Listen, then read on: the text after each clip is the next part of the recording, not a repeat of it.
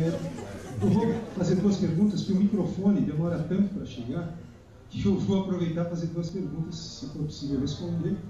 Primeiro, eu queria saber em que momento da sua vida você descobriu que você era um artista. Eu desconfio que foi por volta dos 5, 6, 7 anos de idade, que você desenhava freneticamente naqueles papéis que seu pai trazia em casa, lá na época de trabalho e tal.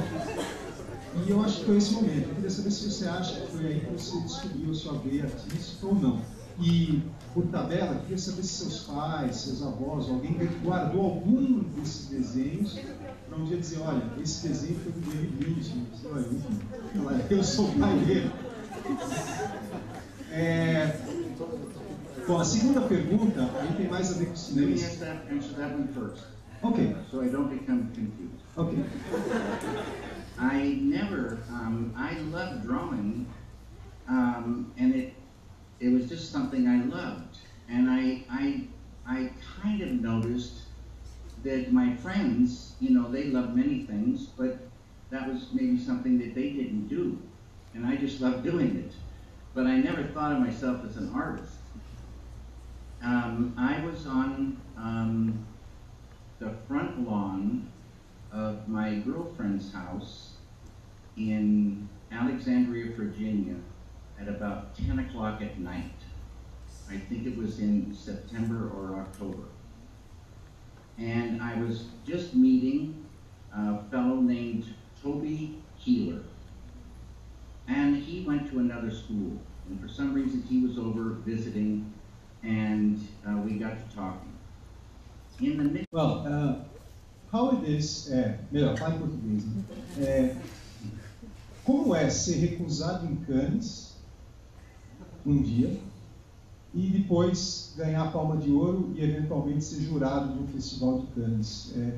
Há um gosto de vingança, será nisso? Como é que é essa história? E a terceira pergunta, não é uma pergunta, eu queria saber se eu podia autografar meu livro. Let me answer the second.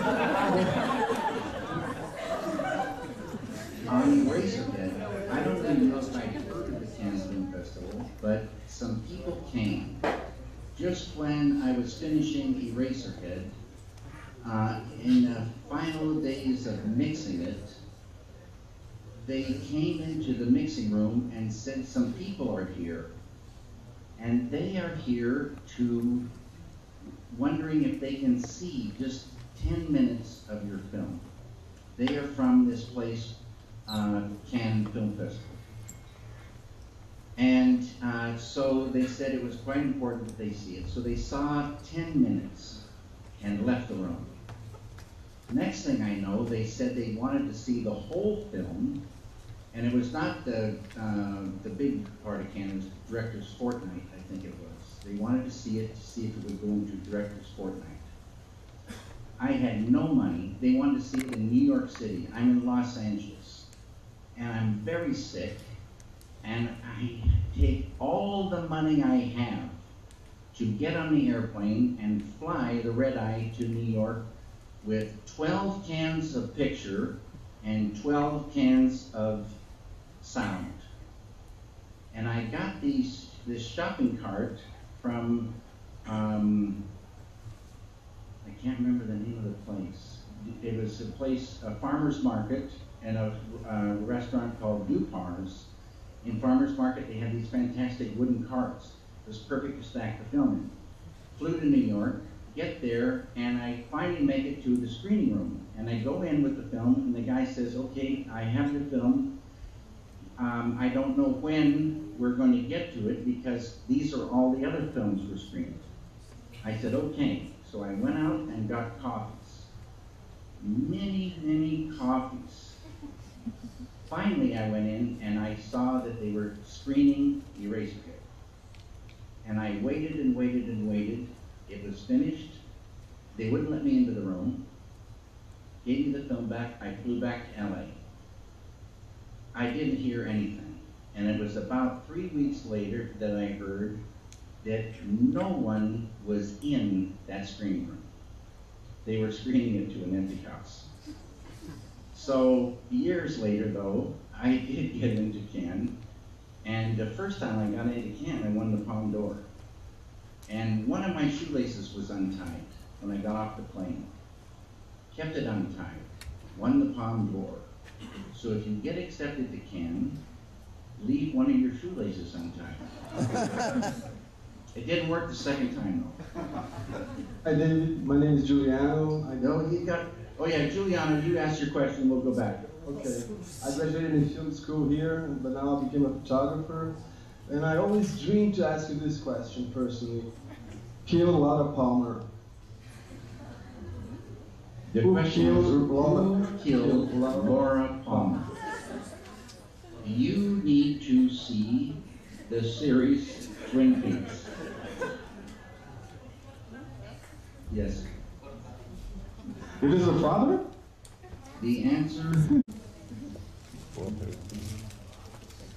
I've been talking about it for about 3 years.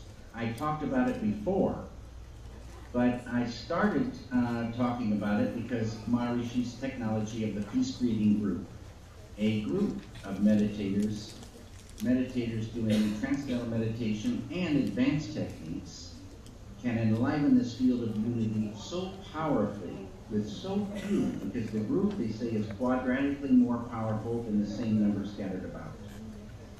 I thought, based on my experiences in meditation, we are going to have peace. But in the beginning, no one was listening. So I decided next time I go out, if anybody asks any questions, I'm going to start talking. That's what got me talking. Magnífico, sensível e, apesar de muito triste, muito bonito também. Eu queria saber como foi fazer o roteiro, de onde surgiu a ideia, como achar o ator perfeito e se o filme ainda choca hoje em dia. Obrigada. Well, I'll tell you this story. After Eraserhead, I wrote a script called Ronnie Rocket, and I could not get that film made. So I called my friend Stuart Kornfeld, who happened to be someone who loved Eraserhead, and he was helping me with Ronnie Rocket, trying to find money. But I said to Stuart, do you know of any scripts that I could direct, because I'm getting nowhere with Ronnie Rocket? And he said, yes, David, come to Nibbler's Restaurant, and I know of 4 scripts that you could direct, and I will tell you during lunch. So I went to Nibbler's Restaurant. Before we even ordered lunch, I said, Stuart, what are these stories? And he said, David, the first one is called The Elephant Man. And a bomb went off in my head. And I said, that's it. I never heard of the other ones. It was a long road after that lunch before I got the chance to start writing it with Christopher Dvor and Eric Berggren, but it happened, and it was a blessing. The Elephant Man is based on a true story, John Merrick, it's a chapter in a book, The Elephant Man and Other Reminiscences by Dr. Frederick Treves.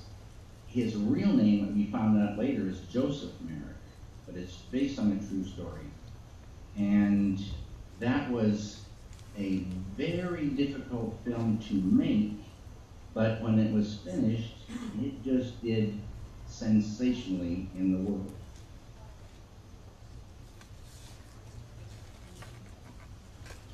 Oi, boa noite.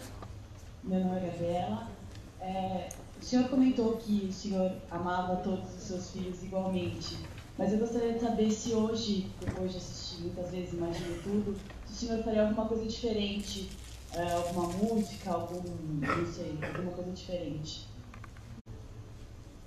No. They're perfect. No, they're not perfect, but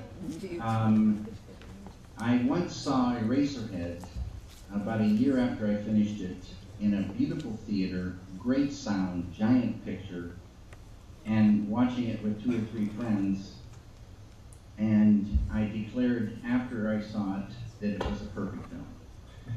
But